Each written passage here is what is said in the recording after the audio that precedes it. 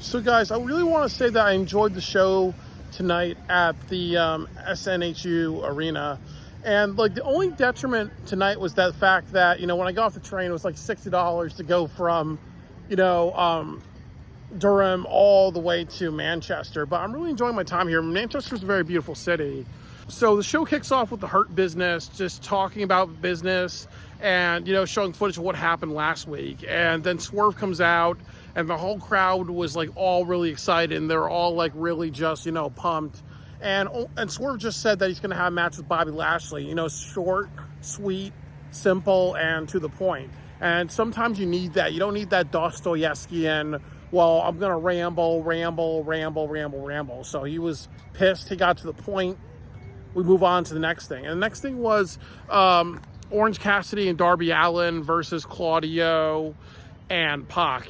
Definitely Claudio is a very dangerous man. He did a bunch of tilt-a-whirl backbreakers combinations on Darby Allin. It looked really, really painful.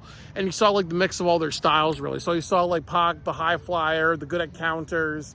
You saw Darby Allin doing the coffin drop and the endurance type. You saw Claudio being the powerhouse type.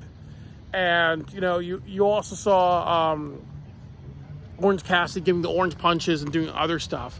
But to me, as I've said, that it's not enough for me to kind of really think that Orange Cassidy is a good contender for, the title and everything like that. I think that he's kind of a joke still, and he's not somebody that I take seriously. I think that, it's because he's having more serious matches.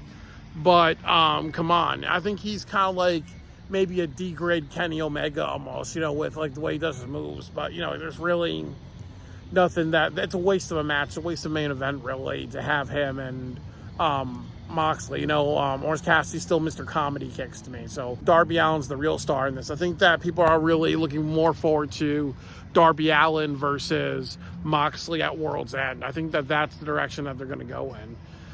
The next thing that I will say is that after that, Marina Shafir comes down, Jon Moxley comes down, Wheeler Yuta's already down. They all just disrupt this match. They cause a disqualification. And I'm okay with this because a lot of times in All Elite Wrestling, like I've said, they always have the pinfalls. They always have a lot of crap happening.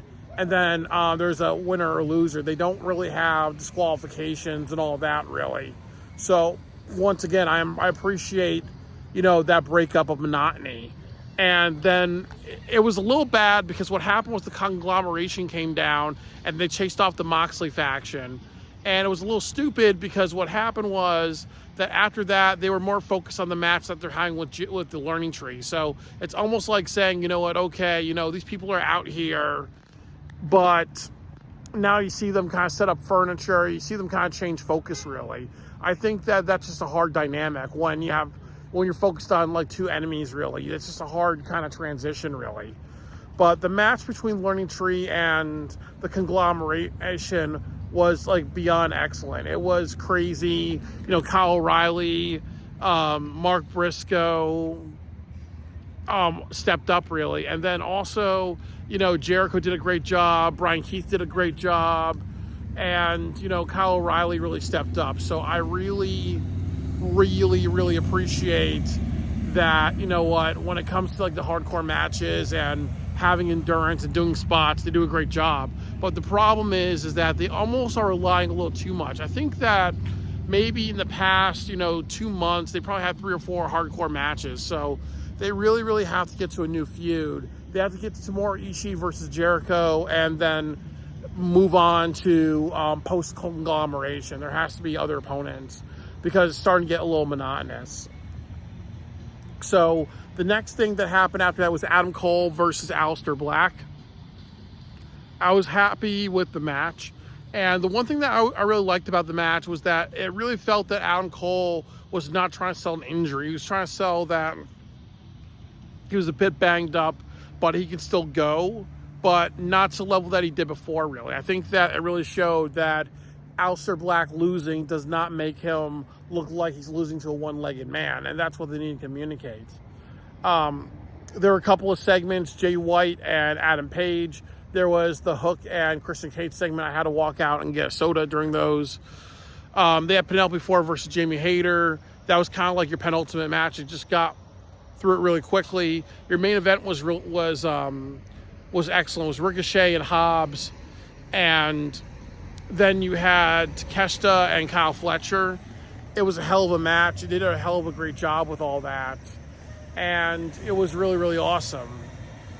So, I look forward to seeing what happens. Will Ospreay returned, so it looks like they're going to have a couple of matches. It looks like they're going to have Kyle Fletcher versus Will Ospreay, which is what they need to have, because obviously, Will Ospreay draws them money, really, so that's what they need to do. But I am a little concerned about what do you do with Team AEW versus the Moxley faction. You got to do something with that.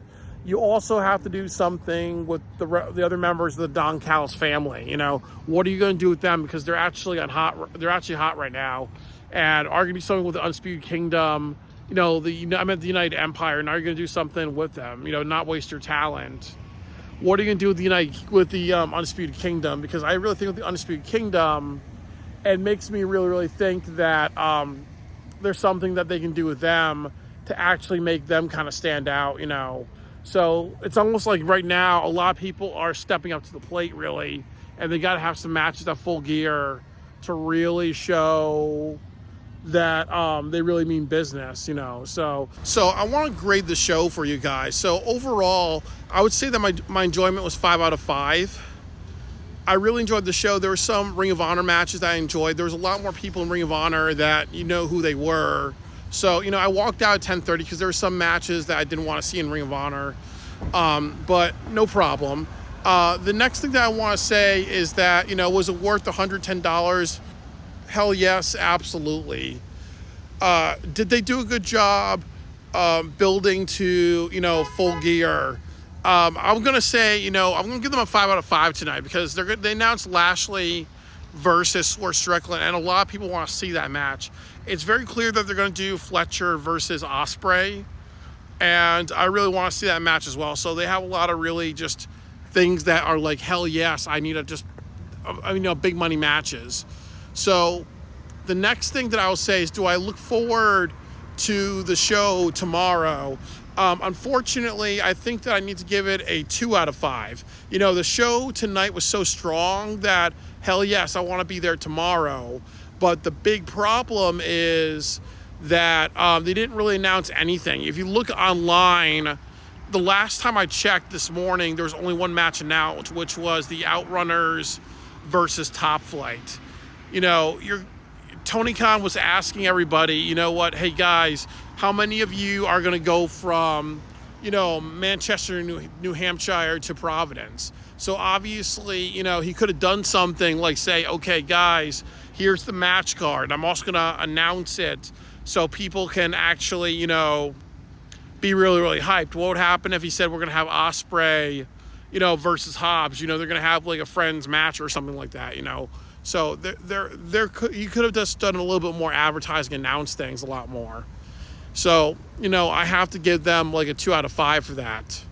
And then the last thing that I would say is that, the card before the show, like, AEW has an issue, like with the Collision show tomorrow, there's only one match to announce, and it's less than 24 hours. So when you look at the Dynamite show, they announced 7 things for this show, things that made me really excited, like the Hurt Business, the main event match of Fletcher, Takeshita, the main event match of Fletcher, Takeshita, and the 2 other guys. I'm drawing a blank. I'm sorry, guys, getting old. And then also the Conglomeration versus Chris Jericho. Death Before Dishonor type of rules, and a couple of other things. So a lot, and then also the Hurt Business and other things like that. So, I'm happy they announced those things. It made it really well worth it. So definitely, I'd give them a 5 out of 5 for that. So when I add everything together, most of these were like 5 out of 5s, and I really think that I walked away tonight very, very happy. So, honestly, I think my letter grade would probably be like a B+ or an A- really. So, I'm very, very happy with what I saw tonight. As I said, AEW, I really appreciate that the wrestlers are really trying to act like a bigger deal. I really appreciate that they do a lot of tying in. They are improving a lot as writers. You don't just see random matches that much. You see, like, there's a bit of a story, there's a bit of something to actually, tell you guys that, okay, this is not just we throw matches together. We actually have a story going into matches. So I'm really, really just, happy with all of that stuff. And I think that the last thing that I will say is that, when you have like 2 back-to-back shows, one night of Dynamite, one night of Collision, you gotta like announce the Collision card and you gotta announce the Dynamite card so people know what they're getting into, hyping people. And also, if you're gonna do it in neighboring cities or cities that are close to each other, you gotta damn sure make sure that people understand that it's worth their while to travel to the next city, to the next show, really. Like get that attendance fee up and all that, really. So there's a lot of positives tonight. I'm very proud of AEW. Like I said, I think that they have some issues with this organization, but they have to just keep improving. They're gonna keep building if they keep improving. The big thing's just caring, understanding that it takes time, but keep improving, keep growing, and eventually they're gonna earn their reputation back, because that's really what happened. They hurt their reputation and they got to earn it back, and it seems like they care, but sometimes they're faulty.